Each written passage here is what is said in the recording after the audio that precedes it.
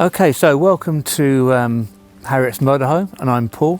I'm sure you're going to love using our wonderful motorhome. Just a couple of quick pointers to help you on your way.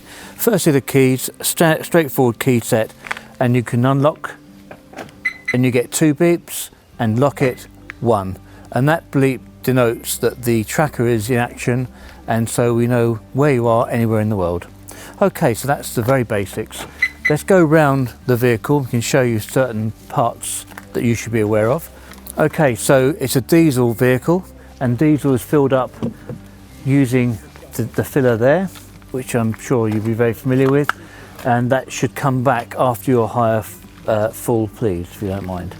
Okay, so that's very straightforward. Going round the vehicle, that'll be the main door going in, which I'll come to in a minute.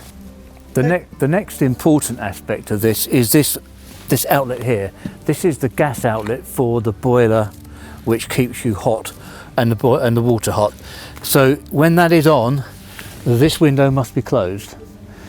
If that window is open, the boiler will not work. Simple as that, because the fumes could obviously do serious damage to you. So this window must be locked, and it won't work unless it is. Going to the boot, there's a number of doors I'm going to show you, and these catches are very straightforward. They turn and open. When you close, you turn, you use the smaller key and then hit it, and that's closed properly for your journey.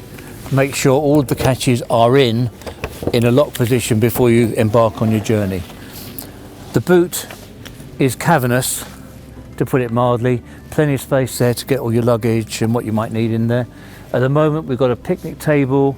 There's some ramps so you can level the vehicle off if you're on a uneven ground. There's a bucket and some other bits and pieces. The ladder, which is for the spare bed in there as well. I'll come back to that shortly around the other side. So we have a bike rack which holds 4 bikes. It pulls down like that, and basically you put 1 bike in each of the trays, if you like, and then you swing out these and they lock onto the crossbar or any other suitable part of the bike. So you can get 4 on there with ease, perfectly safe for your journey. Okay, now coming to the other side of the vehicle, another door going into the boot space. And what we have here, this is quite interesting. This is a shower, and I'll come to that in a second. This is a hose to fill up your water, your fresh water, when you get to your destination. And then this box of tricks here, there's many bits and pieces. Bulbs for being overseas in Europe, warning triangle, there's adapters, and there's a high-vis jacket and a first aid kit, plus many other bits and pieces for your journey. So as I said, this is the hose to fill up the main cold water, which I'll come to once again in a minute. I'm going to close this off for now. As I said, this is kept in the boot, and basically it's a shower. So if you've got a dirty dog or dirty feet, you have the ability to shower before you go into the compartment. Lift it up, put that on, and you've got heat control, and then you've got a shower. Just a nice bit of extra help to keep you nice and clean and fresh. So this is the toilet cassette, which is obviously important to keep in your mind's eye. So basically the cassette holds all the human waste, shall we say, a blue catch. You bring it out, you swing this out, you empty it into a chemical toilet, which you should find on a site when you're staying. Empty it, fill it out with water, close it back off, put one of these tablets in it, which keeps the water sterile, and then when it's done, you then push that back into place and it's locked. You should do that probably once a day, once every 2 days, but keep an eye on it. So this is the electrical feed. So when you get to a campsite, you'll have a socket. The cable will be in the boot, and you basically just attach it like that, which gives you mains power into the vehicle. One word of caution, don't forget to disconnect it when you leave the site.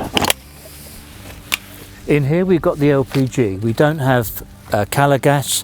We've actually had an LPG cylinder put in. So basically, before you come back to your base in Canterbury, we'd ask you to fill it up at a petrol fuel station. There are good instructions actually on the LPG pumps, but it basically, you connect it on this point here to full and you're good to go.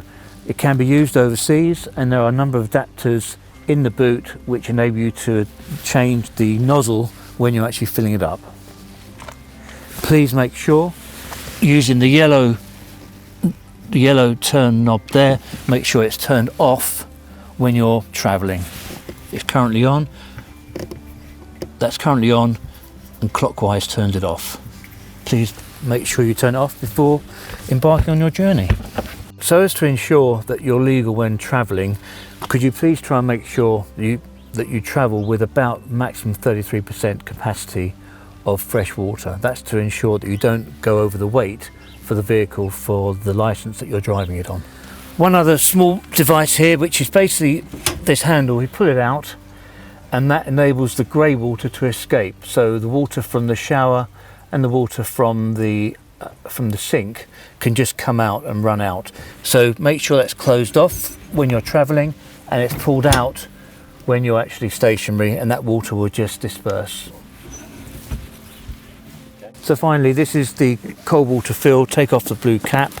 It'll take 100 litres of water, put it back on, and that should be good for a couple of days. There's also a storage compartment at the very bottom here, and that's got 4 picnic chairs in it for you to use.